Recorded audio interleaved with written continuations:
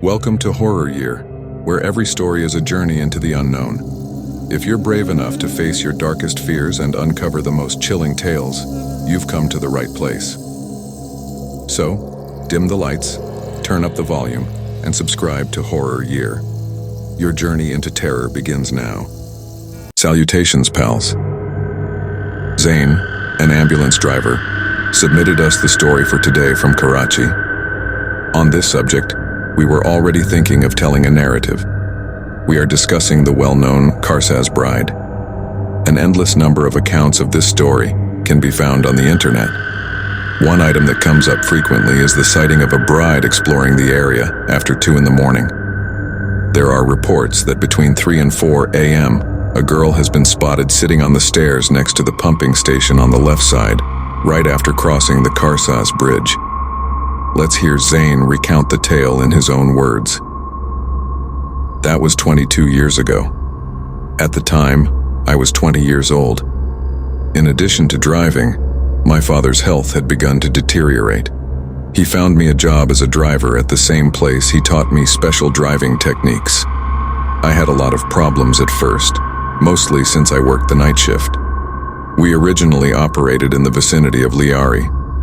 The hardest aspect was having to lift dead bodies. Little boys and occasionally even children's bodies were the hardest to see. Ali was one of the guys who had been here for a long, but I was new. After these occurrences, I would frequently experience trauma. My ability to speak and eat was impaired.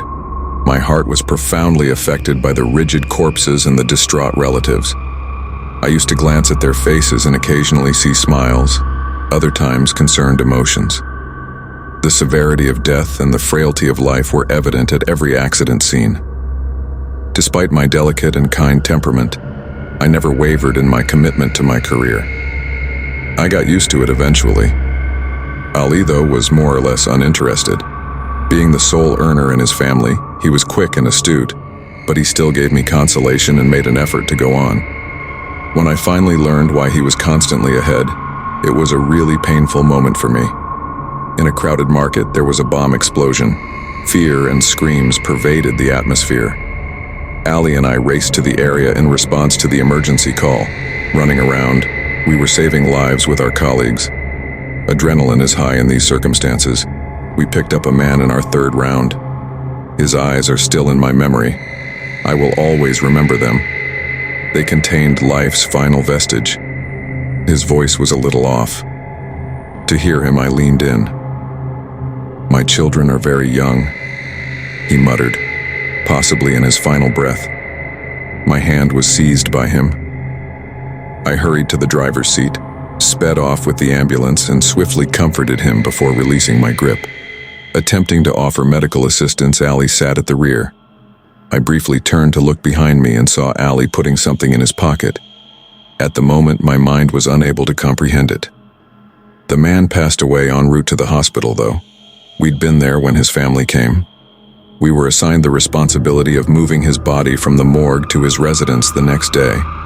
My heart was heavy for some reason, but Ali was sitting peacefully beside me, and the man's brother was seated with the body in the rear. As we were unloading the body at his house, I felt the man's fingers touch me once more. It appeared like he intentionally did it. I was thrown back into the trauma by that little moment. We carried the corpse inside the house. While we were doing this, I heard someone sobbing and hearing that he had gone to buy books and school supplies for his kids after receiving his paycheck. In the explosion, he lost everything. With sorrowful hearts, we went back to work. I didn't want to work that day, but there was nothing I could do to take time off. We didn't even have time to eat as the time went by. Ali advised we eat biryani from the hotel in front, even though we generally bought our meals at the station. I told him we would have to settle for simple meals because I didn't have any money. Declaring he would pay, he persisted. I ate the biryani at the hotel, grudgingly.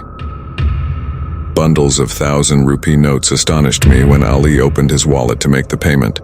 We were well familiar with each other's financial circumstances. Then it struck me, as if my thoughts were blowing up.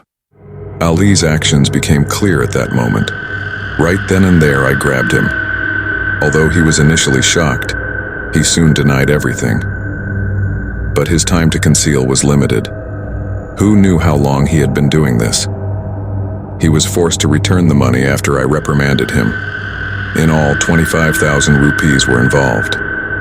After placing it in an envelope, we headed to the man's residence. The door was opened by a youngster of 15. We said nothing as we gave him the envelope and walked away. I slept soundly that night.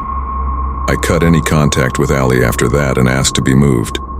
During my work, I had witnessed a lot of things, but nothing compared to the cruelty and dishonesty I saw in Ali.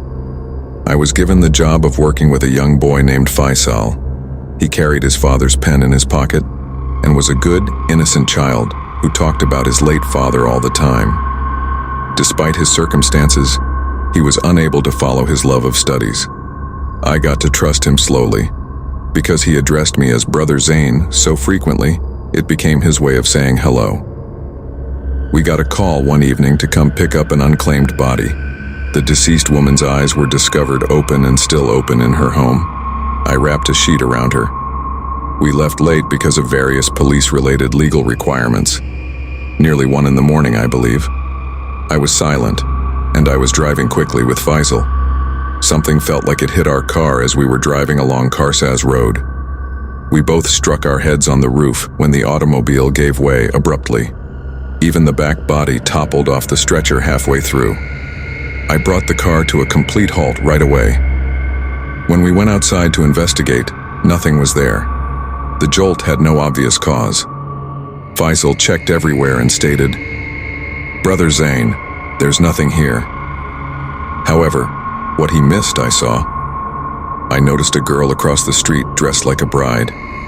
The sheet moved and I glanced from her to Faisal and then back to the body in the car, whose eyes were now visible. The image was horrifying. Faisal was young and would have become scared, so I didn't want to frighten him. I tried to distract him by telling him to check under the car again. I covered the face of the body appropriately as my initial action. For an instant, I thought her eyes were moving as I did. It might have been all in my head. Faisal was stunned and waiting there when I came out again. "Brother Zain, please glance over there," he stumbled. He'd seen the figure, the bride. I claimed to be unaware. I hurriedly said, "Get in the car." The automobile wouldn't start after both of us got inside. The dead body in the rear, the unsettling bride-like figure in front, and the car's refusal to start all made for a scary scene. Thinking that we would have to leave the car and flee if it didn't work, I gave it another go. Thankfully, though, the engine surged to life. I got in my car and drove away. Through the rearview mirror, I observed the bride pursuing our car. It was terrifying even though she was across the street. After continuing to pray, we arrived at our destination at 3:30 a.m. I was so tired that I sat outdoors on a seat after doing the required steps.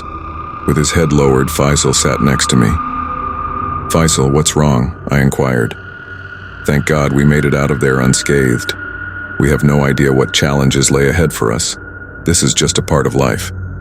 He looked up and I could see that he was crying. "My father gave me a pen, but I lost it, Brother Zain." Heartbroken, he continued, "It must have fallen when we got out of the car." I understood how important that pen was to him. I had seen him examining it and holding it a lot. He would constantly respond, "It makes me feel like my father is with me," even after I had advised him to store it at home for protection.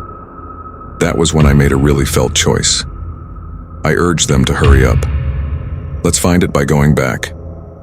He gave me a bewildered expression, but hurried to follow.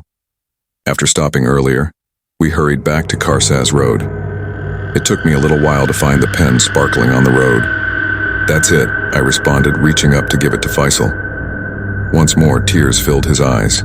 I saw the bride-like figure again just as we were ready to leave. Faisal also noticed her this time. She was standing near our car, but we were a little further away. We hadn't noticed the other car until now since we were concentrating so much on the ground. But as I looked around, I spotted it parked a little distance away. I yelled to Faisal as I ran toward the car, "Run, and recite Ayatul Kursi." He trailed close behind. We arrived at the car to discover a man in his middle age hunched over the steering wheel. Checking on him, I opened the door. His breathing continued. He was swiftly transferred to the rear seat, and we hurried him to the hospital. While I was driving, I left the luggage in the passenger seat of his car. When he came to later, we discovered that he had had a heart attack and had stopped when he experienced severe chest pain. Though at first he didn't believe it, he also saw the bride-like figure. He later thanked us and said that we had saved his life, even though he had believed we were pulling a practical joke on him. I still get a queasy feeling whenever I drive by that route. Still, I grin every time I think of Faisal's weeping eyes when we discovered his father's pen. While there are many odd and mysterious things in this world, sometimes a tiny act of kindness is enough to serve as a reminder that life goes on.